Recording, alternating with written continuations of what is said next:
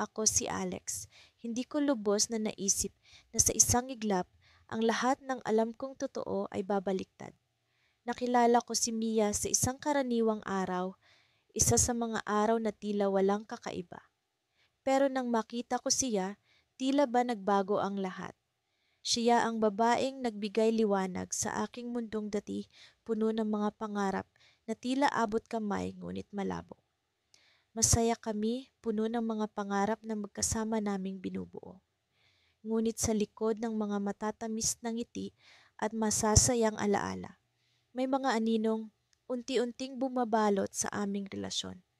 Hindi ko man aminin, nararamdaman kong may kulang, may mga katanungang hindi ko magawang itanong, sa takot na baka ang sagot ay magwawasak sa mundong aming binuo.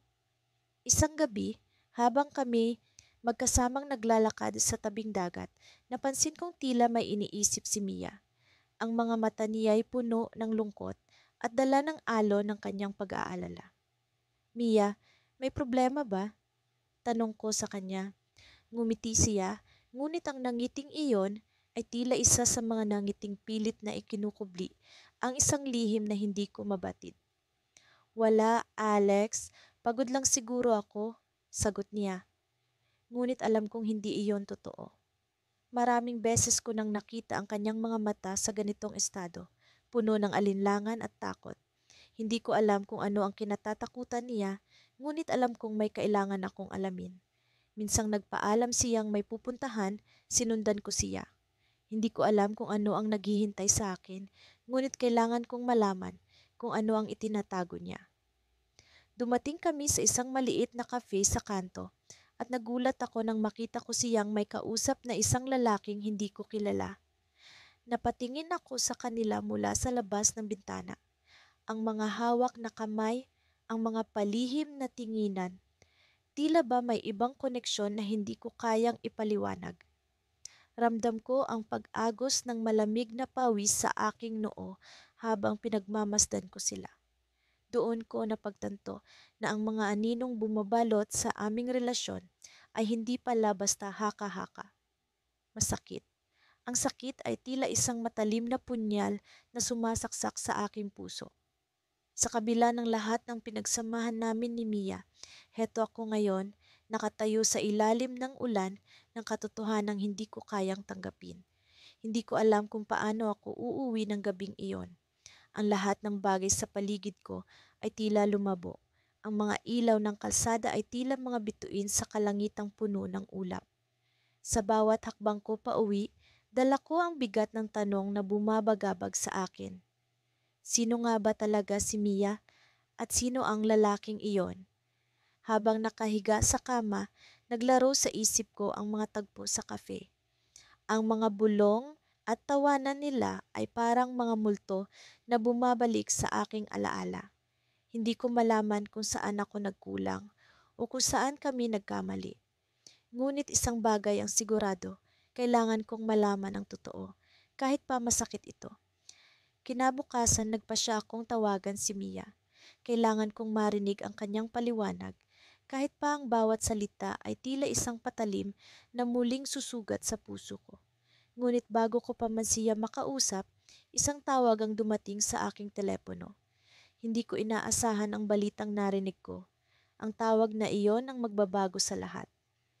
Matapos ang aming hindi pagkakaintindihan ni Elena, tila hindi ko na siya matanaw sa kanyang dating kislap. Ang dating mainit na yakap na bumabalot sa akin tuwing kami magkasama ay naging malamig na tulad ng malamig na simoy ng hangin sa Disyembre. Nagsimula ang lahat sa isang munting kasinungalingan, isang lihim na inakala kong magliligtas sa amin sa kapahamakan. Ngunit sa halip na kasiguraduhan, nagdulot ito ng mas malalim na sugat. Isang gabi, habang ako'y naglalakad pa uwi mula sa opisina, hindi ko mapigilan ang pagbalik-balik ng mga alaala sa aming mga nakaraang masasayang araw. Ang mga ngiti niya, ang mga halakhak at mga pangakong binitawan namin sa isa't isa.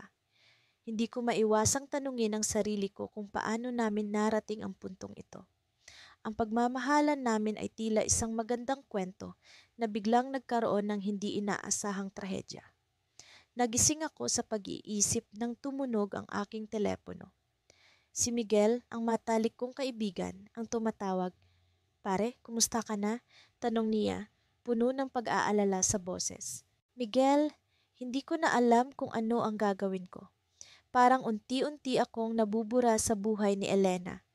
Tugon ko habang pilit na nilalabanan ang bumabalong na luha. Alam kong mahirap, pero minsan kailangan nating tanggapin ang katotohanan kahit gaano pa ito kasakit. Subukan mong pag-usapan muli ang lahat kay Elena. Malay mo, may pag-asa pa. Payo niya, na tila nagbibigay liwanag sa madilim kong mundo. At dahil sa kanyang mga salita, pinasya kong makipagkita kay Elena. Nagpunta ako sa lugar kung saan kami unang nagkakilala, isang maliit na cafe sa tabi ng ilog. Doon, sa gitna ng mga bulong ng tubig at mga mahihinang tunog ng kalikasan, naisip kong maaaring ito na ang huli naming pagkakataon upang ayusin ang lahat. Pagdating ko roon, naroon na si Elena, nakaupo sa paborito niyang lugar. Ang kanyang mga mata ay tila umaapoy, puno ng damdaming hindi ko mabasa. Umupo ako sa harap niya at sa ilang segundo, walang salitang namutawi sa aming dalawa.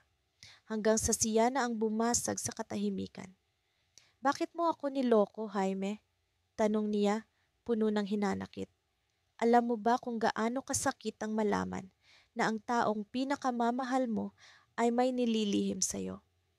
Hindi ko alam kung paano ko siya sasagutin. Paano nga ba? Ang kasinungalingang iyon ay nagmula sa aking takot, takot na baka mawala siya sa akin. Elena, hindi ko intensyon na saktan ka. Ang ginawa ko ay para protektahan ka. May mga bagay na hindi ko pa kayang ipaliwanag sa iyo noon. Hindi mo ako protektahan, Jaime. Sa halip, pinili mong ipakita sa akin ang isang mukha na hindi ikaw. Sagot niya habang ang kanyang luha ay unti-unting bumabagsak sa kanyang pisngi. Sinubukan kong abutin ang kanyang kamay, ngunit umiwas siya. Elena, mahal kita. Hindi ko alam kung paano ko mababawi ang lahat ng ito, pero sana bigyan mo pa ako ng pagkakataon. Tahimik siya, tila iniisip ang mga susunod na hakbang.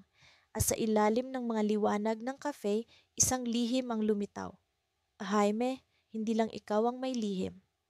Nagulat ako sa kanyang sinabi. Parang may bumulusok na malamig na hangin sa pagitan namin. Ano ang ibig mong sabihin? Tanong ko, puno ng kaba.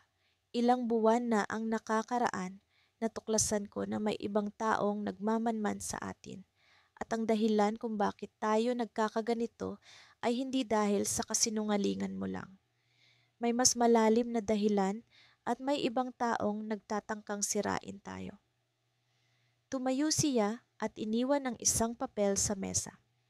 Ito ang patunay, suriin mo, Jaime. Hindi tayo nag-iisa sa laban na ito. Hindi ko alam ang gagawin. Habang tinitingnan ko ang papel, ang mga nakalagay doon ay tila isang puzzle na kailangan kong buuin upang makita ang kabuuan ng larawan. Ang pangalan ng isang taong kilala ko, isang taong hindi ko inakalang magiging bahagi ng aming kwento. Sa puntong iyon, naramdaman kong bumilis ang tibok ng puso ko. Ang sino mang nasa likod ng lahat ng ito ay hindi lamang kasinungalingan ang ginamit, kundi pati na rin ang sining ng panlilinlang. At ngayon, sa pag-alis ni Elena, naiwan akong may bagong misyon. Alamin ang katotohanan sa likod ng lahat ng ito at sana maibalik ang minsang naglaho naming pagmamahalan. Sa wakas, nagising ako sa isang umaga na tila puno ng pag-asa at liwanag. Ngunit may mga anino pa rin na nagkukubli sa likod ng bawat ngiti. Matapos ang mga araw ng kalungkutan at pag-iisa, minabuti kong bumalik sa lugar kung saan nagsimula ang lahat, ang aming paboritong parke. Dito sa ilalim ng lilim ng mga matatayog na puno, sa gitna ng mga bulaklak na tila sumasayaw sa hangin, sinubukan kong hanapin ang mga piraso ng aming nakaraan na nawala sa akin. Hindi ko akalaing ang pag-ibig ay magiging ganito kahirap. Ang bawat hakbang ko ay tila naglalakad sa isang landas na puno ng mga tinik, ngunit sa kabila ng sakit, umaasa pa rin akong may matutuklasan na bago sa aming kwento. Noon, ang pag-ibig namin ni Clara ay isang kwento ng mga pangako at pangarap. Ngayon, isa itong palaisipan na may mga bahagi na hindi ko mailarawan kung paano nabuo. Clara, bulong ko sa hangin, tila umaasa na ang kanyang pangalan ay magdadala sa akin ng ginhawa. Sa bawat pagbanggit ko nito, bumabalik ang alaala ng kanyang mga ngiti, ang kanyang halakhak na tila musika sa pandinig at ang kanyang mga mata na puno ng kislap ng mga bituin. Subalit sa likod ng mga alaala, naroon ang mga tanong na walang kasagutan. Sa gitna ng aking pag-iisa, bigla kong naalala ang araw na huli kaming nagkita. Ang araw na iyon ay puno ng tensyon, hindi ko alam kung paano nagsimula ang lahat. Alam ko lang na may isang bagay na pumutok sa pagitan namin, isang bagay na hindi ko maunawaan. Ang mga salitang binitiwan namin sa isa't isa ay tila mga punyal na nagbaon sa aming mga puso. Alam ko noong mga oras na iyon, may mga bagay na hindi ko alam, mga bagay na tinatago niya sa akin. Pilit kong inalala ang mga detalye ng araw na iyon. Nagsimula ang lahat sa isang tawag mula sa isang hindi kilalang numero na nagbigay ng mga detalye na hindi ka panipaniwala. Alam mo ba kung saan nagpunta si Clara noong nakaraang linggo? Tanong ng boses sa kabilang linya. Sinubukan kong balewalain ito, ngunit hindi ko maalis ang pag-aalala sa aking isipan. Sinabi kong nagtatrabaho siya, ngunit ang boses ay nagpatuloy sa mga detalye na tila alam na alam ang kanyang mga kilos. Nang magkita kami, hindi ko na mapigilan ang aking sarili. Clara, may nagsabi sa akin na may ibang dahilan ang pag-alis mo noong nakaraang linggo. Ano ba talaga ang nangyari? Tanong ko, puno ng pag-aalinlangan at takot sa kung ano ang maaaring marinig. Nagbago ang kanyang ekspresyon. Ang mga mata niya ay tila nagkaroon ng anino at alam kong mayroong isang bagay na hindi ko na lamang bahagi ng kanyang kwento. Bakit mo ako pinagdududahan? Sagot niya, puno ng hinanakit. Ang kanyang mga salita ay tila mga pako na unti-unting nagbaon sa aming relasyon. Sa gitna ng aming pagtatalo, isang bagay ang napansin ko. Ang hindi maipaliwanag na kaba sa kanyang boses, ang kanyang pag-iwas sa aking mga mata. Alam ko na may isang bagay na hindi niya sinasabi, isang bagay na maaaring magbago sa lahat. At ngayon, narito ako sa parke, sinusubukang alamin ang kasagutan sa mga tanong na gumugulo sa aking isipan. Sa paglakad ko, isang piraso ng papel ang napansin kong nakalagay sa ilalim ng isang bato, isang sulat. Nagtataka, agad ko itong kinuha at binuksan. Ang sulat ay mula kay Clara, ngunit ang nilalaman nito ay hindi ko inaasahan. Alam kong hindi mo na ako pinagkakatiwalaan, ngunit may isang bagay na dapat mong malaman. May mga tao na hindi natin inaasahan na magiging bahagi ng ating kwento. May mga bagay na hindi ko sinabi sa iyo, hindi dahil gusto kitang saktan, kundi dahil may kailangan akong protektahan. Patawarin mo ako sa aking mga kasinungalingan, ngunit hindi ko kayang sabihin ng lahat. May mga tao na nagmamasid, mga tao na hindi mo kilala, ngunit bahagi ng ating kwento. Tumigil ang aking puso sa pagbasa. Mga tao? Sino ang mga ito? Ano ang kanilang kinalaman sa amin? Sa sulat na iyon, naramdaman ko ang takot at pangamba ni Clara. Alam kong may mas malalim na kwento sa likod ng kanyang mga kasinungalingan at sa kabila ng lahat, naroon pa rin ang pag-asa na muling magkakaroon ng linaw ang lahat. Ngunit bago ko pa man maiproseso ang lahat, may narinig akong mga yapak na papalapit. Bumilis ang tibok ng aking puso at sa paglingon ko, isang pamilyar na mukha ang bumungad sa akin. Si Alex, ang matalik kong kaibigan, ngunit bakit siya narito? Sa kanyang mga mata, naroon ang isang bagay na hindi ko maipaliwanag. May dapat kang malaman, sabi ni Alex. Sa kanyang mga mata, naroon ang misteryo na tila susi sa lahat ng ito. Alam kong sa sandaling iyon, isang bagong bahagi ng kwento ang magsisimula. isang bahagi na puno ng pagsubok ng tiwala at katotohanan. Hindi ko alam kung paano ko sisimulan ng kwentong ito. Parang ang hirap bumalik sa mga alaala, sa mga sandali kung saan ang lahat ng akala ko'y totoo ay biglang naglaho. Ngunit alam kong kailangan kong harapin ito. Ito ang kwento namin ni Lila, ang kwento ng pag-ibig na pinagtaksilan ng kasinungalingan at panlilinlang. Nagsimula ang lahat nang masumpungan ko ang isang liham sa ilalim ng aming kama. Hindi ito nakatago, tila ba sinadya na makita ko. Ang sulat ay mula kay Raymond, isang kaibigan ni Lila mula sa kanyang kabataan. Hindi ko inaasahan ang mga salitang nakapaloob doon. Mga salitang puno ng damdamin, ng pagnanasa at pag-asa sa muling pagkikita. Hindi ko alam na may ganitong koneksyon siya kay Raymond. Akala ko'y simpleng pagkakaibigan lamang ang namamagitan sa kanila. Sa mga sumunod na araw, hindi ko kinaya ang bigat ng aking nadarama. Hindi ko agad hinarap si Lila. Sa halip ay nagmasid ako. Nag-obserba sa mga kilos niya, sa mga tawag na natatanggap niya, sa mga palitan nila ng mensahe ni Raymond. Hanggang sa isang gabi na hindi ko makakalimutan, nahuli ko sila. Narinig ko ang mga pag-uusap nila sa telepono. Ang mga bulong, ang mga pangako, ang mga plano. Hindi ko alam kung paano ko nagawa, pero kinumpronta ko si Lila. Sa unang pagkakataon, nakita ko ang takot sa kanyang mga mata. Pero sa likod ng takot, may mga luha, may pagsisisi. Sinabi niyang hindi niya sinasadya, na napaglaruan lamang siya ng kanyang damdamin, na ako pa rin ang mahal niya. Nagdesisyon kami ni Lila na maghiwalay muna. Hindi ko kayang tingnan ang kanyang mga mata at hindi ko kayang paniwalaan ang kanyang mga salita. Kailangan kong mag-isip, kailangan kong maghilom, pero sa kabila ng lahat, mahal ko pa rin siya. Mahal na mahal. Kaya't nang nakatanggap ako ng tawag mula sa kanya isang linggo matapos ang aming pag-uusap, hindi ko naisip na tanggihan siya. Pumayag akong makipagkita. Pumayag akong pakinggan ang kanyang paliwanag.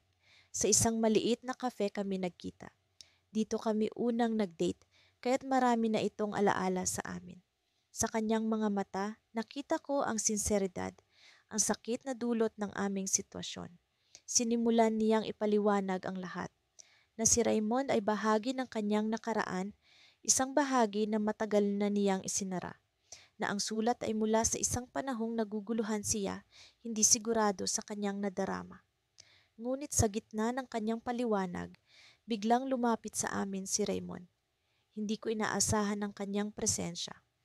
Lila ay nagulat din at sa mga mata niya ay may takot at pag-aalala. Bakit siya narito? Ano ang gusto niyang mangyari? Lumapit si Raymond sa amin at sinabi ang ilang bagay na lubos na nagpagulo sa aking isipan.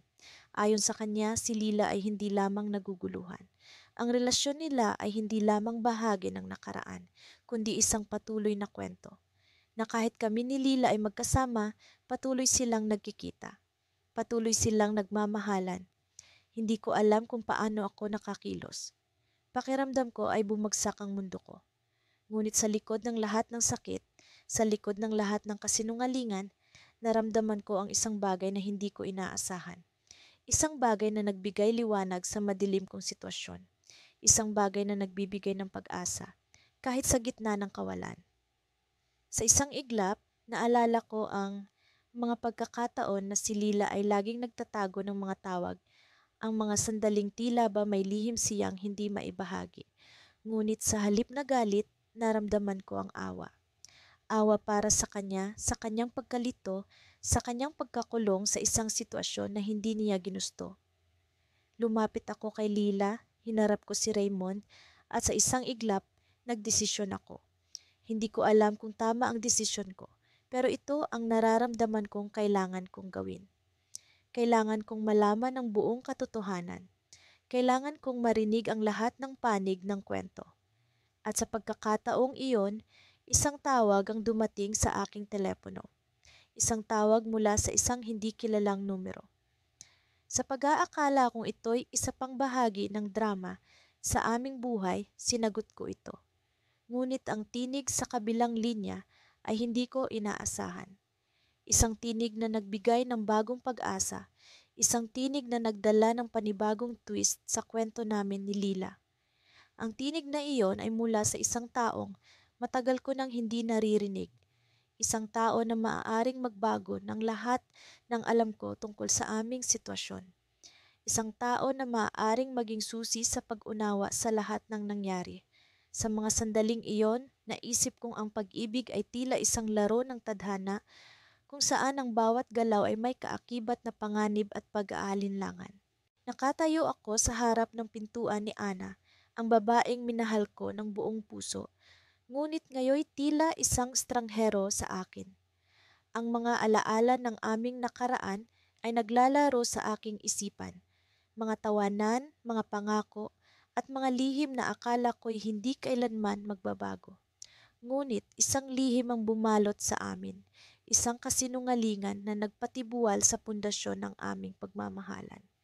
Hindi ko akalain na ang tiwala namin sa isa't isa ay masisira ng isang taong handang gawin ang lahat para lamang sa pansariling kapakanan. Ang taong iyon, si Marco, ay dating kaibigan namin, ngunit ang kanyang mga salita ay tila lason na unti-unting sumira sa aming relasyon. Nang buksan ni Ana ang pintuan, hindi ko maiwasang mag-isip kung ano ang nasa likod ng kanyang mga mata. Ang kanyang nangiti ay tila may kaakibat na sakit, ang sakit ng pagtataksil at pagkawalay. Rafael, wika niya, ang kanyang tinig ay puno ng pag-aalinlangan. Nag-usap na ba kayo ni Marco? Tanong ko agad, hindi na nag-aksaya ng panahon para sa mga paligoy-ligoy. Alam kong ito ang magiging simula ng isang mahaba at masalimuot na pag-uusap. Tumango siya, ang kanyang mga mata ay naglalaban sa pagitan ng pagkalito at kalungkutan. Sinabi niya sa akin ang tungkol sa lihim mo, Rafael. Sinabi niya na may iba ka raw. Ang mga salitang iyon ay tumago sa puso ko na parang punyal. Paano ko maipapaliwanag sa kanya na ang lahat ng iyon ay kasinungalingan? Na ang mga bintang ni Marco ay gawa-gawa lamang upang sirain kami. Ana, hindi iyon totoo. Hindi ko alam kung bakit niya sinabi iyon. Ngunit sa kabila ng aking pagdepensa, ang duda ay nananatili sa kanyang mga mata. Bakit naman niya gagawin iyon? Tanong niya, ang kanyang tinig ay puno ng hinanakit. Para sa isang saglit, hindi ko alam ang isasagot ko. Paano ko maipapaliwanag ang pagkasuklam ni Marco sa akin? Ang kanyang pagnanasa sa lahat ng mayroon ako, kasama na si Ana? Sa tingin ko, gusto lang niya tayong paghiwalayin. Hindi ko alam ang buong motibo niya, pero alam kong hindi ito tama.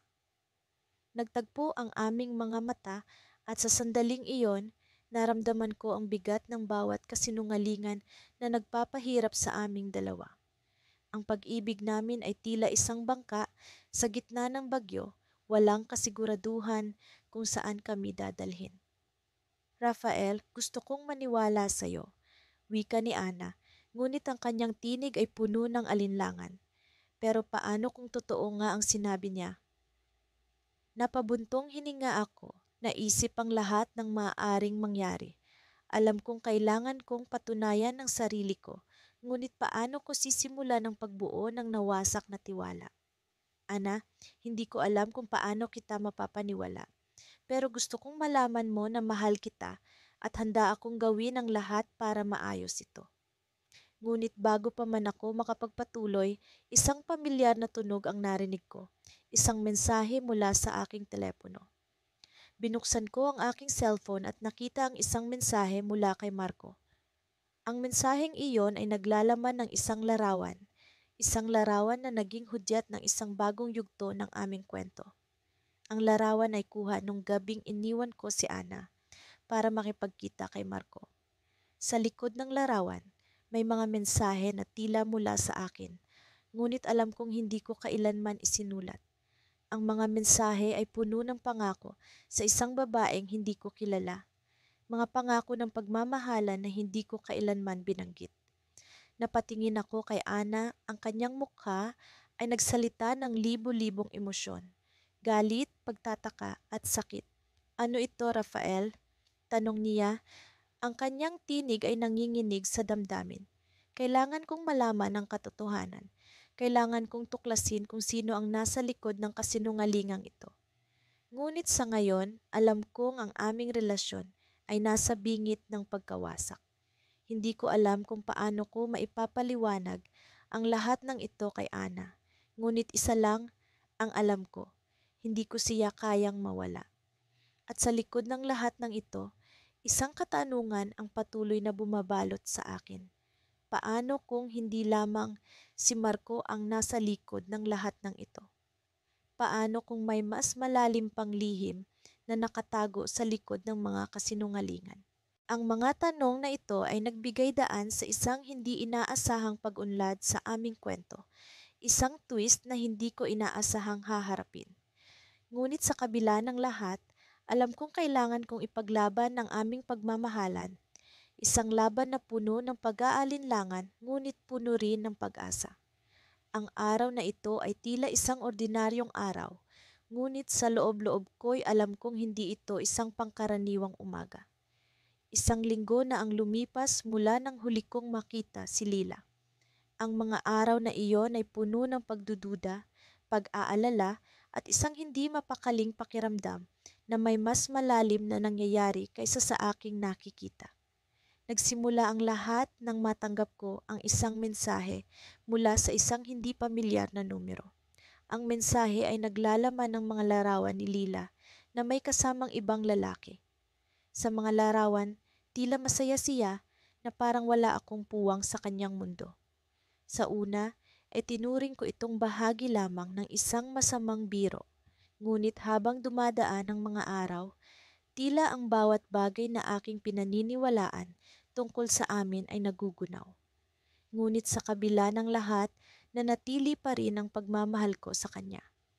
Alam kong may paliwanag sa likod ng mga larawang iyon at kailangan ko lang siyang marinig. Kaya't nagpasya akong puntahan siya sa kanilang bahay sa pag-asang maayos naming mapag-uusapan ang lahat. Pagdating ko sa kanilang bahay, sinalubong ako ng kanyang ina. May kakaiba sa kanyang mga mata, isang lungkot na hindi ko maipaliwanag. Nathan, kailangan mong malaman ang totoo. Bungad niya habang ginagabayan ako papasok sa kanilang sala. Doon ko siya nakita. Si Lily, nakaupo sa sofa, may hawak ng mga piraso ng papel. Nang makita niya ako, bumuhos ang kanyang mga luha. Nathan, patawarin mo ako. Pagsusumamo niya habang inaabot sa akin ang mga papel na hawak niya. Tinanggap ko ang mga iyon at nagsimulang magbasa. Ang mga ito ay mga liham mula sa kapatid ni Lila na si Marco na matagal nang naninirahan sa ibang bansa. Hindi ko alam na may lihim pala silang itinatago mula sa akin. Sa mga liham, isinasalaysay ni Marco ang tungkol sa kanyang lihim na relasyon sa isang tao na hindi maaaring malaman ng kanilang pamilya. Siya ay nangangailangan ng tulong ni Lila upang mapanatili itong sikreto. Ako ang nasa larawan, Nathan. Paliwanag ni Lila. Pinakiusapan akong magpanggap na ako ang karelasyon ni Marco sa mga larawang iyon upang hindi mabunyag ang kanyang totoong pagkatao sa aming pamilya. Alam kong mali ang hindi ko agad sinabi sa'yo, pero natakot ako sa maaaring mangyari. Hindi ko alam kung ano ang sasabihin. Bumabagabag sa akin ang mga katanungang hindi ko pa kayang sagutin. Paano kung hindi ko natanggap ang liham na iyon? Paano kung nagpatuloy ang kasinungalingan? Ngunit sa kabila ng sakit at pag-aalinlangan, naroon pa rin ang pag-unawa. Mahal ko si Lila at alam kong mahal din niya ako. Isa itong malaking pagsubok, ngunit hindi ko maaaring hayaang sirain nito ang lahat ng pinagsamahan namin. Habang nakatulala ako, biglang nagring ang cellphone ko. Isang tawag mula sa hindi pamilyar na numero. Pag-angat ko ng telepono, isang pamilyar na boses ang narinig ko. Nathan, sabi ng boses sa kabilang linya, ako ito, si Marco. Kailangan nating mag-usap. Hindi ko inaasahan ang tawag na iyon. Ano pa ba ang dapat naming pag-usapan ni Marco? Ngunit hindi ko rin maikakaila ang pag-usisa at kaba na unti-unting bumabalot sa akin. Magkita tayo sa lumang park sa bayan mamayang gabi, pagpapatuloy ni Marco. Meron akong mga bagay na kailangan mong malaman. Pagkababa ko ng telepono, bumalik ang tingin ko kay Lila. Si Marco iyon, sabi ko. Gusto niya akong makausap. Napansin ko ang pagbabago ng ekspresyon ni Lila, isang halo ng pag-aalala at takot. Nathan, mag-ingat ka. Babala niya. May mga bagay na hindi ko pa rin lubusang nauunawaan tungkol kay Marco. Sa kabila ng kanyang babala, alam kong kailangan kong malaman ang katotohanan. Ang pag-uusap na iyon ang maaaring magbigay linaw sa mga katanungan kong matagal nang bumabagabag sa akin. Gabing-gabi na nang makarating ako sa parkeng pinag-usapan namin. Madilim at malamig, ngunit desidido akong harapin ang anumang mangyayari. Sa gitna ng katahimikan, isang anino ang lumitaw mula sa likod ng mga puno.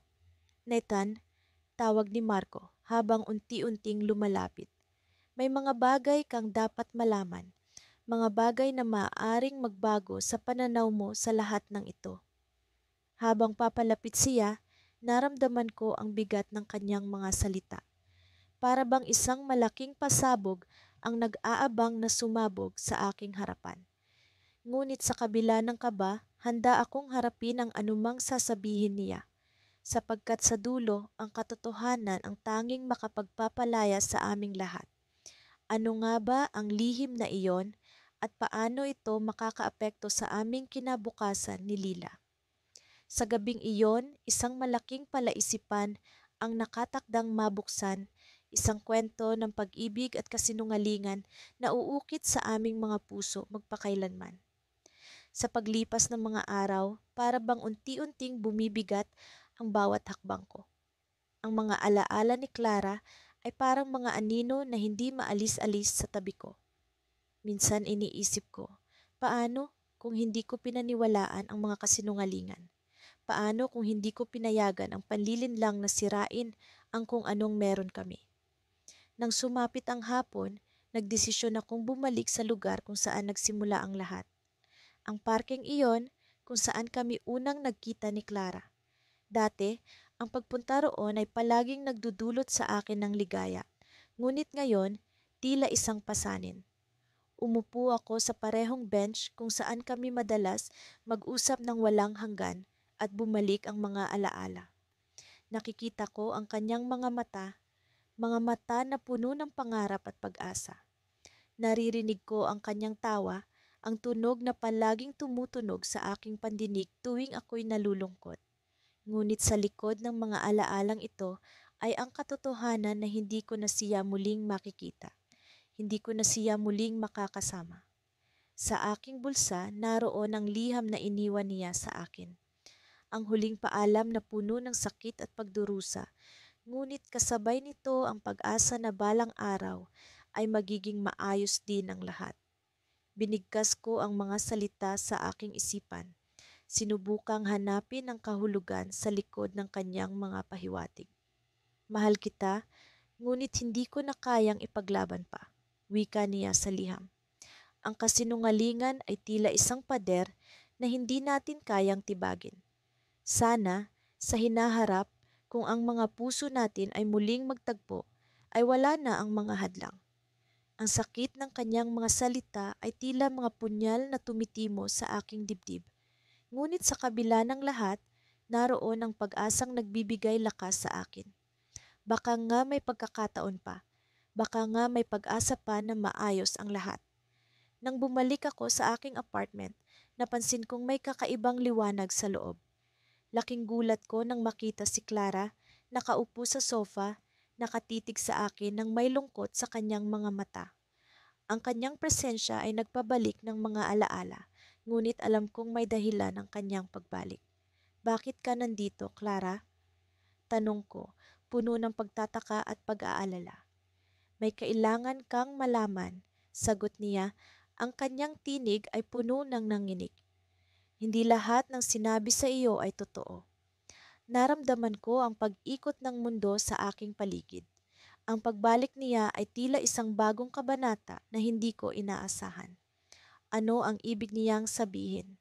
Sino ang nagsisinungaling at ano ang katotohanan? Ano ang totoo, Clara? Tanong ko, puno ng interes at takot sa kung ano ang maaaring mangyari. May isang tao na nagmanipula sa lahat ng ito. Ang panlilinlang na iyon ay ginawa upang tayo'y paghiwalayin, paliwanag niya, habang ang mga luha ay nagsisimula ng bumagsak sa kanyang mga pisngi. Ang balitang iyon, ang mga sinasabi tungkol sa akin, gawa-gawa lamang. Hindi ko alam kung paano ako magre-react sa mga narinig ko. Ang pagkalito ay tila isang ulap na bumabalot sa aking isipan. Sino ang tao sa likod ng lahat ng ito? Bakit may gusto silang mangyari sa amin ni Clara? Ano ang ibig mong sabihin, Clara? Sino ang gumagawa nito? Tanong ko, puno ng galit at determinasyon na malaman ang katotohanan. Napabuntong hininga siya, tila ba nag-iisip kung paano sasabihin ang susunod na mga salita. Si Ella, ang matalik kong kaibigan. Siya ang nasa likod ng lahat ng ito. Ang pangalan ni Ella ay tila kidlat na sumiklab sa aking isipan. Hindi ko lubos maisip na siya ang taong pinagkakatiwalaan namin, ang magiging sanhi ng aming pagdurusa. Ang sakit ng katotohanan ay tila mas matindi pa kaysa sa kasinungalingan. Bakit niya ginawa ito, Clara? Tanong ko habang ang galit ay unti-unting bumabangon sa aking dibdib. May lihim siyang pagtingin sa iyo at sa tingin niya ay hindi ako karapat-dapat sa iyo. Sagot ni Clara, ang kanyang tinig ay puno ng lungkot. Ginawa niya ang lahat para paghiwalayin tayo at nagtagumpay siya. Sa puntong iyon, naramdaman ko ang bigat ng sitwasyon. Ang pagkakaibigan ay nasira. Ang pagmamahalan ay nadungisan ng kasinungalingan. Hindi ko alam kung paano ko haharapin si Ella o kung paano ko muling ibabalik ang tiwala ni Clara. Ngunit alam kong isang bagay, kailangan kong malaman ang buong katotohanan. Kailangan kong ayusin ang lahat ng ito, hindi lamang para sa akin kundi para sa amin ni Clara. Habang nakatitig ako sa kanyang mga mata, naramdaman ko ang isang bagong pag-asa. Siguro nga, sa kabila ng lahat ng kasinungalingan at panlilinlang, may pag-asa pang buuin ang nasirang relasyon. Ngunit paano? Paano ko haharapin ang taong minsang naging bahagi ng aming buhay? Ang kanyang presensya ay nagbigay liwanag sa madilim kong mundo. Ngunit ang tanong ay nananatili. Paano ko haharapin si Ella, ang taong minsang itinuring na kaibigan? Ngunit siya ring naging sanhi ng aming pagdurusa. Ang pag-asa ay naroon, ngunit ang hamon ay mas malaki pa sa aking inaakala. Sa bawat pagpatak ng ulan sa bintana ng aking silid, tila ba kasabay nito ang pagbagsak ng bawat alaala naming dalawa ni Lara. Matapos ang lahat ng nangyari, heto ako. Nakaupo sa gilid ng kama, hawak ang isang lumang litrato na aming kuha sa parke kung saan kami unang nagkakilala. Hindi ko alam kung paano nagsimula ang lahat ng ito, ang pag-aalinlangan, ang mga kasinungalingan, at ang mga panlilinlang na sa huli ay naghiwalay sa aming dalawa. Hindi ko makakalimutan ang gabing iyon na tila isang bangungot na paulit-ulit na bumabalik sa aking isipan. Dumating si Lara sa aming tagpuan, may bakas ng lungkot at kaba sa kanyang mga mata. Hindi ko alam kung ano ang kanyang sasabihin, ngunit ramdam ko na may mabigat siyang dalang balita. Sa gitna ng mga bulaklak na rosas na ako mismo ang nagtanim, doon niya inilahad ang mga salitang bumasag sa aking puso. Sina Jake at ako. Simula niya, ngunit hindi na niya kailangang tapusin ang pangungusap. Alam kong may namamagitan sa kanila, isang bagay na pilit kong isinasantabi sa aking isip sa kabila ng mga senyales. Ang sakit na naramdaman ko noong mga oras na iyon ay hindi maipaliwanag. Para bang may puwang sa aking dibdib na hindi ko na muling mapupunan. Sa paglipas ng mga araw, pilit kong inunawa kung paano nagawa ni Lara ang bagay na iyon. Marahil ay hindi ko naibigay ang atensyon at pagmamahal na kanyang kinakailangan.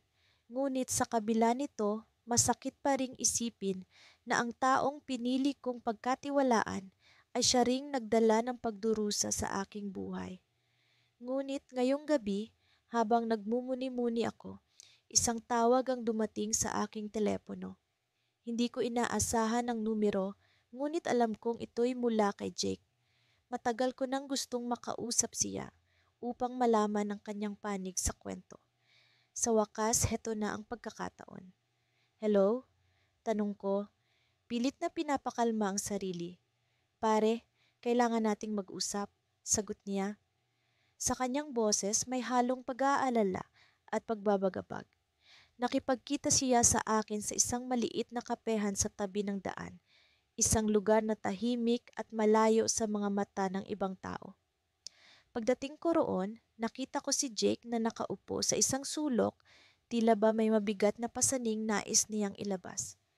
Naupo ako sa kanyang harapan at sa aming pag-uusap, unti-unti niyang inilahad ang kanyang kwento. Alam kong masama ang loob mo sa nangyari, pero kailangan mong malaman ang totoo, simula niya. Si Lara, hindi siya ang dapat sisihin. Nagulat ako sa kanyang sinabi, paano naging hindi kasalanan ni Lara. Ngunit habang patuloy sa pagsasalaysay si Jake, unti-unting nabuksan ang mga mata ko sa katotohanan. May isang tao na nasa likod ng lahat ng ito, isang taong nagmanipula ng mga sitwasyon upang paglaruan ang aming mga damdamin. Si Andrea, ang matalik na kaibigan ni Lara, ang siyang nagtanim ng mga maling impormasyon sa aking isipan. Ginamit niya ang kanyang impluensya upang paghiwalayin kami ni Lara at sa huli, siya ang nagtulak kay Lara kay Jake. Si Andrea, pero bakit? Tanong ko, hindi makapaniwala sa aking narinig. May matagal na siyang gusto sa'yo. Noon pa man, sagot ni Jake. Alam niyang hindi ka basta-basta bibitaw kay Lara kaya gumawa siya ng paraan para sirain ang inyong relasyon. Habang nag-uusap kami ni Jake, isang biglaang pagkatok sa pinto ng kapehan ang nagbigay sa amin ng atensyon. Doon ay nakita ko si Lara, basang-basa mula sa ulan, nakatitig sa akin. Ang kanyang mga mata ay puno ng luhang, tila ba humihingi ng tawad. At sa puntong iyon, habang ang ulan ay patuloy na bumubuhos, ang isang tanong ay bumagabag sa aking isipan. Magagawa ko bang patawarin si Lara at magsimulang muli kahit na alam kong ang aming kuwento ay puno ng kasinungalingan at panlilin lang? Sa paglipas ng mga linggo, hindi ko maialis sa aking isipan ang mga huling salitang binitiwan ni Elisa. Ang sakit at galit sa kanyang mga mata ay hindi ko makalimutan at sa kabila ng lahat, hindi ko magawang itapon ang alaala ng aming mga masayang sandali. Ngunit sa gitna ng lahat ng ito, kailangan kong tanggapin ang katotohanan. Ang kasinungalingan at panlilinlang na bumalot sa amin ay tila naging makapal na ulap na hindi maalis. Bawat araw sinisikap kong hanapin ang mga sagot. Ano nga ba ang tunay na nangyari? Sino ang nagsimula ng lahat ng ito? Sa bawat pagmuni-muni, pakiramdam ko ay may nawawala sa akin. Isang bahagi ng aking pagkatao na hindi ko alam kung paano ko mababawi. Ang mga alaala ng aming mga nakaraang pag-uusap, mga tawanan at mga yakap ay tila mga multong hindi mapakali sa aking isipan. Isang gabi, habang nakaupo sa tabi ng bintana at nakatanaw sa kumukupas na liwanag ng buwan, naisip kong muling balikan ang mga mensahe namin ni Elisa. Isa-isa kong binuksan ang mga lumang chat, nagbabaka sakaling may mahanap akong palatandaan na makapagbibigay linaw sa aming sitwasyon. Ngunit sa halip na sagot, mas dumami lamang ang aking mga tanong. Maya-maya, isang mensahe ang aking natuklasan na hindi pa nabubuksan. Isang mensahe mula sa isang hindi kilalang numero na tila naglalaman ng isang lihim na hindi ko inaasahan. Ang mensahe ay nagsasabing, alam mo ba kung sino ang tunay na dahilan ng inyong pagkakalayo? Hindi lahat ng nakikita ay totoo. Kinabahan ako. Sino ito? Ano ang ibig sabihin nito? Sa kabila ng takot, nagdesisyon akong sagutin ang mensahe. Sino ka? Anong alam mo? Ang mga ito ang tanging salitang kaya kong itipa sa aking telepono, habang ang kaba ay unti-unting sumisiksik sa aking dibdib. Makalipas ang ilang minuto, nag-reply ang hindi kilalang numero. Kung nais mong malaman ang katotohanan, magkita tayo bukas sa isang lugar kung saan nagsimula ang lahat.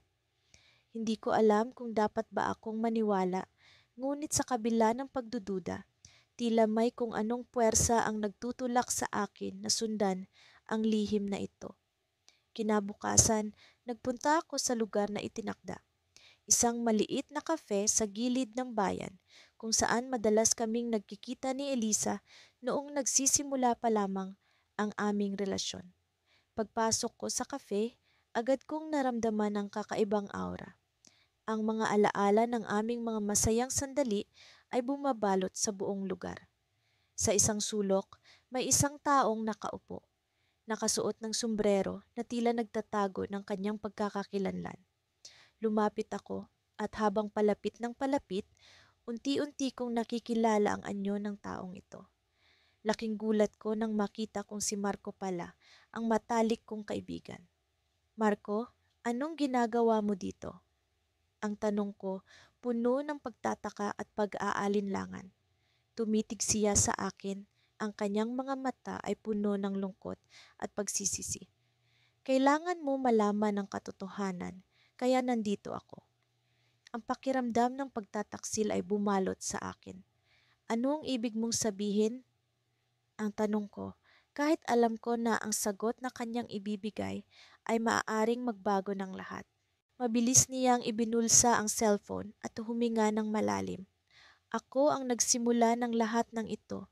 Ako ang dahilan kung bakit kayo nagkahiwalay ni Elisa. Hindi ko magawang paniwalaan ang mga naririnig ko. Bakit mo ginawa ito, Marco? Akala ko ba kaibigan kita? Nagpatuloy siya. Ginawa ko ito dahil sa selos. Hindi ko matanggap na ikaw ang mas pinili niya. Kaya gumawa ako ng paraan para magkalayo kayo. Ang sakit at galit ay nagsimulang bumukal sa aking dibdib. Paano mo nagawa? Anong klaseng tao ka? Ngunit bago pa man ako makapagpatuloy, isang tawag mula kay Elisa ang dumating. Sa gitna ng lahat ng ito, ang kanyang boses sa kabilang linya ay puno ng luha. Alam ko na ang lahat. Marco ang dahilan. Patawarin mo ako sa lahat. Muli kong naramdaman ang kirot ng katotohanan. Ang twist ng pangyayari ay hindi lamang nagmula kay Marco, kundi sa katotohanang kailangan naming harapin ni Elisa. Ang pag-uusap na iyon ay nag-iwan ng masalimuot na tanong. Paano namin muling bubuuin ang nasira ng kasinungalingan? At sa pagwawakas ng gabing iyon, habang nakaupo sa kafe, naisip kong ang lahat ng ito ay simula pa lamang ng isang bagong bahagi ng aming kwento, ang pagkukumpuni ng pag-ibig na minsang nasira. Ngunit paano nga ba namin ito gagawin? Ito ang katanungang patuloy na bumabagabag sa akin. Habang nakaupo ako sa lumang parke kung saan madalas kaming magtagpo ni Elena noong kami magkasama pa, hindi ko mapigilan ang pagdaloy ng alaala ng aming nakaraan. Ang mga ngiti, tawanan at mga pangarap na aming binuo ay tila mga multo na patuloy na sumusunod sa akin. Sa kabila ng ginhawa ng sariwang hangin at kaluskos ng mga dahon, may bigat sa aking dibdib na hindi maalis-alis. Hindi ko pa rin lubos maisip kung paano kami nauwi sa ganito.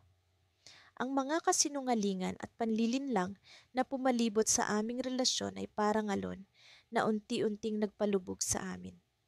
Sa bawat pag-ikot ng orasan, mas lumalalim ang sugat na dulot ng mga hindi pagkakaunawaan. Hanggang na ngayon, malinaw pa rin sa aking alaala ang gabing iyon nang malaman ko ang katotohanan na naghiwalay sa amin. Nagdesisyon akong tawagan si Elena sa huling pagkakataon. Hindi ko alam kung ano ang aking aasahan, ngunit alam kong kailangan ko ito para sa aking sarili. Sa pagring ng telepono, tila ba bumagal ang oras. Ang bawat segundo ay parang isang mahabang taon na puno ng pagdududa at pag-asa. Hello? Ang sagot niya, sa narinig kong tinig, may kahalong lamlam at pagod. Elena, kailangan nating mag-usap. Hindi ko na kayang dalhin ito mag-isa. Sagot ko, pilit na pinipigilan ang panginginig ng boses ko. Nagkaroon ng mahabang katahimikan bago siya muling nagsalita. Sige, magtagpo tayo sa parke, sagot niya. Sa kanyang mga salita, naramdaman ko ang bigat ng kanyang desisyon. Pagdating ko sa parke, nakita ko siya na nakaupo sa parehong bangko kung saan namin unang ipinagtapat ang aming pagmamahalan. Sa kabila ng mga pagbabago ng panahon at mga pangyayari, siya pa rin ang Elena na minahal ko. Ngunit sa kanyang mga mata, may kirot na hindi ko maipaliwanag. Umupo ako sa kanyang tabi at nagsimula akong magsalita. Elena, hindi ko akalaing darating tayo sa puntong ito. Mahal kita, pero hindi ko na kaya ang mga kasinungalingan. Kailangan kong malaman ang totoo. Tumango siya at tumingin sa akin. Ang kanyang mga mata ay puno ng lungkot. Alam kong marami akong pagkakamali at hindi ko ito maikakaila. Pero may mga bagay na hindi mo alam. Mga bagay na hindi ko maipaliwanag noon. Nagulat ako sa kanyang sinabi. Ano pa ba ang hindi ko alam? Ang lahat ng ito ay nagsimula noong araw na iyon nang makita mo akong kasama si Leo. Patuloy niya. Hindi ko alam kung paano ko ipapaliwanag sa iyo. Pero may lihim akong itinatago. Si Leo ay hindi lang basta kaibigan. Nagsimula akong kabahan sa kanyang mga sinasabi. Anong ibig mong sabihin, Elena? Huminga siya ng malalim bago tumingin muli sa akin. Si Leo ay kapatid ko. Matagal na kaming nawala ng koneksyon dahil sa problema sa aming pamilya. Nalaman ko lang ito kamakailan at hindi ko alam kung paano ko ipapaliwanag sa iyo kaya't pinili kong manahimik. Parang bigla akong nawala ng salita, ang mga hinala ko, ang mga akusasyon ko, lahat ng ito'y batay sa maling akala. Sa kabila ng galit at pagtataksil na naramdaman ko, nandoon pa rin ang pag-unawa. Ngunit bago ko pa man mabigkas ang mga salitang nais kong sabihin, biglang may dumating na isang hindi inaasahang tao. Isang matandang babae na may hawak na lumang sulat. Ikaw ba si Elena? Tanong nito. Nagkatinginan kami ni Elena, parehong nagtataka. Opo, ako nga, sagot niya. Inihatid ko ito mula sa iyong ama. Huli na nang malaman ko, sabi ng matanda sabay abot ng sulat kay Elena. Habang binubuksan niya ang sulat, ramdam ko ang bigat ng bawat letra na kanyang binabasa. Ang kanyang mga matay unti-unting namasa sa mga luhang, hindi niya mapigil. Anong laman niyan, Elena? Tanong ko, puno ng kaba. Ngunit bago pa man siya makapagsalita, biglang natigil ang aming mundo sa isang nakakagulat na revelasyon na naroon sa sulat. Isang lihim na higit pang magbabago sa aming mga buhay. Ang mga salitang iyon ay magdadala sa amin sa isang bagong antas ng pag-unawa at pagtanggap, ngunit ito rin ang magiging dahilan ng mga desisyong kailangan naming gawin. At sa sandaling iyon, napagtanto ko na hindi pa tapos ang aming kwento. Ang paglalantad ng katotohanan ay simula pa lamang ng mas malalim na yugto ng aming pagsasama. Sa mga araw na nagdaan, parang unti-unting nawawala ang kulay ng mundo. Ang dating masiglang pag-ibig na bumabalot sa akin at kay Althea ay tila naging malamlam na alaala na lamang. Si Althea, ang babaeng minsang nagbigay liwanag sa bawat araw ko, ay ngayoy isang aninong hindi ko mahagilap. Hindi ko alam kung paano kami nauwi sa ganito. Ang mga nangiti at halakhak namin noon ay napalitan ng malamig na katahimikan at malamlam na titig. Marahil sa dami ng mga kasinungalingan at panlilinlang na bumalot sa relasyon namin, unti-unti nitong kinain ang pagmamahala naming dalawa. Nagsimula ang lahat nang malaman kong may mga lihim siyang tinatago. Mga lihim na unti-unting bumalot sa aming relasyon ng takot at pagdududa. Sinubukan kong magtanong, ngunit sa bawat pag-usisa ko, tila lalo lamang siyang umiiwas. Ang mga mata niya, dati nag-uumapaw sa init ng damdamin, Ngayoy tila puno ng pag-aalala at pag-aalinlangan. Isang gabi habang kami magkasama sa parke kung saan kami unang nagkakilala, naglakas loob akong magtanong muli. Altia, ano ba talagang tinatago mo sa akin? Tanong ko habang nakatingin sa kanyang mga mata, umaasang hindi niya muling iiwas ang tingin. Ngunit gaya ng inaasahan ko, ibinaling niya ang tingin sa malayo. Wala, James. Huwag na nating pag-usapan ito. Sagot niya, ngunit ramdam ko ang panginginig sa kanyang boses. Alam kong may mali, ngunit hindi ko alam kung paano ko siya mapipilitang magsabi ng totoo. Altia, kung may problema, nandito ako para sa'yo. Huwag mo akong itulak palayo. Pakiusap ko, umaasang mabubuksan ko ang kanyang puso. Ngunit sa halip na sagutin ang tanong ko, bigla siyang tumayo at tumakbo palayo. Naiwan akong naguguluhan at sugatan, hindi alam kung susundan ko o hahayaan na lamang siyang mag-isa. Kinabukasan nagising ako sa isang mensahe mula kay Altia. Kailangan natin mag-usap, mamaya sa dati nating tagpuan, sabi ng mensahe. Agad akong napuno ng kaba at pag-asa. Sa wakas marahil ay magkakaroon na ng linaw ang lahat. Dumating ang gabi at nagpunta ako sa lugar kung saan kami madalas magkita. Isang maliit na cafe na puno ng alaala ng aming mga masasayang araw. Pagpasok ko, nakita ko siya sa isang sulok, nakayuko at tila may iniisip ng malalim. Nilapitan ko siya at naupo sa kanyang harapan. Altia, bungad ko sa kanya, ngunit bago ko pa man maipagpatuloy ang aking sasabihin, tiningnan niya ako ng seryoso. James, may sasabihin ako sa iyo na matagal ko nang gustong ilabas. Sabi niya, at ramdam ko ang kabigatan ng kanyang mga salitang tila bumabalot sa buong paligid. Ano yon? Tanong ko, pilit na pinipigil ang panginginig ng aking boses. May tao sa buhay ko na mula't mula pa'y hindi ko sinabi sa iyo. Isang tao na hindi ko alam kung paano ko ipapaliwanag. Ang sabi niya, at sa sandaling iyon, bumagsak ang aking mundo.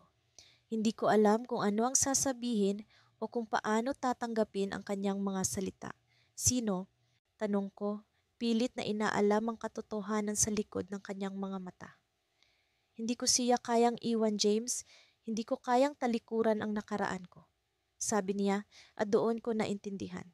Hindi lamang kasinungalingan ang bumalot sa aming relasyon, mayroong mas malalim na sugat na hindi ko alam kung magagamot pa. Altia, bakit hindi mo sinabi sa akin? Tila ba humihikbi na ako? Ang bawat salitang binibitawan niya'y tila bumabaon sa puso ko. Dahan-dahan siyang ngumiti, ngunit puno ng lungkot ang kanyang mga mata. Dahil natakot ako, James. Natakot akong mawala ka. Bigla akong natigilan.